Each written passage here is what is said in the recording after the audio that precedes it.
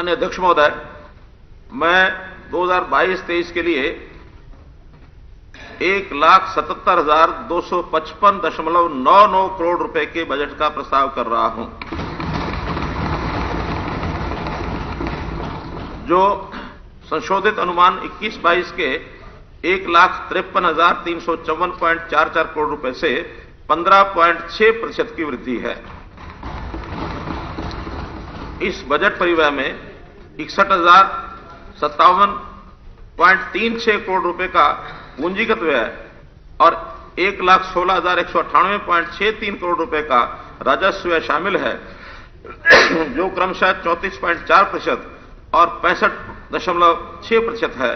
पिछले कुछ वर्षों से कुल व्यय में पूंजीगत व्यय का हिस्सा बढ़ा है, जबकि राजस्व व्यय के हिस्से में कमी आई है। बजट अनुमान 22-23 में कुल राजस्व प्राप्तियां 1,06,424.70 करोड़ रुपए पर प्रक्षेपित है, जिनमें 73,727.50 करोड़ रुपए का कर राजस्व, 12,205.36 करोड़ रुपए का गैर कर राजस्व, 8,925.98 करोड़ रुपए का केंद्रीय करों का हिस्सा और 11,565.86 करोड़ रुपए का सहायता अनुदान शामिल है। इसके अतिरिक्त पूंजीगत प्राप्तियां 5,393.89 करोड़ रुपए प्रक्षेपित है। मैंने इस वर्ष के बजट आवंटन का भी सतत विकास लक्ष्यों यानी एसडीजी के साथ जोड़ा है। माननीय अध्यक्ष महोदय, 1,70,255.99 करोड़ रुपए के कुल बजट में से राज्य में कार्यान्वित की जा रही एसडीजी से संबंधित योजनाओं के लिए 1,14,444.77 करोड़ रुपए का आवंटित किए गए हैं, जिसका विवरण एक अलग दस्तावेज में दिया गया है। माननीय अध्यक्ष महोदय, 15वें केंद्रीय वित्त आयोग ने सिफारिश की है कि वर्ष 21-22 के लिए वित्तीय घाटा जीएसडीपी के 4% के अंदर होना चाहिए। विवेकपूर्ण वित्तीय प्रबंधन से कोविड-19 महामारी से उत्पन्न संकट के बावजूद हम बाजार की उधारी को लगभग 40,872 करोड़ रुपए की अनुमानित सीमा के समक्ष लगभग 30,820 करोड़ रुपए तक सीमित रखने में सक्षम रहे, जो परिणाम स्वरूप संशोधित अनुमान 21-22 में राजकोषीय घाटा जीएसडीपी का 2.99% रहने का अनुमान है। आगामी वित्त वर्ष 22-23 के लिए भी राजकोषीय घाटा 22-23 के बजट अनुमानों के अनुसार जीएसडीपी के 2.98% पर रहने का अनुमान है, जो 15वें वित्त आयोग द्वारा निर्धारित 3.5% की सीमा के अंदर है। अन्य अध्यक्ष महोदय, उत्तरोत्तर केंद्रीय वित्त आयोगों द्वारा अनुशंसित राजकोषीय रोड मैप के अनुसार मजबूत वित्तीय प्रबंधन, राज्य के वित्त की अच्छी स्थिति बनाए रखने में क्रम से हमारी सरकार राजस्व घाटे में गिरावट की प्रवृत्ति को बनाए रखने में सफल रही है। वर्तमान वित्त वर्ष के लिए राजस्व घाटा संशोधित अनुमानों के अनुसार 1.4% पर बना हुआ है। बजट अनुमान 22-23 में जीएसडीपी के 0.98% तक और कम होने का अनुमान है। वर्ष 21-22 संशोधित अनुमान के लिए ऋण जीएसडीपी अनुमान को 24.98% पर रखकर कुल ऋण स्टॉक को सफलतापूर्वक नियंत्रित किया गया है, जबकि 15वें वित्त आयोग द्वारा 32.6% की सीमा निर्धारित की गई है। आगामी वित्त वर्ष के लिए भी ऋण स्टॉक 15वें वित्त आयोग द्वारा अनुशंसित जीएसडीपी के 33.3% की निर्धारित सीमा से काफी कम रहने की संभावना है। ये जीएसडीपी का 24.52% बजट अनुमान 22-23 है।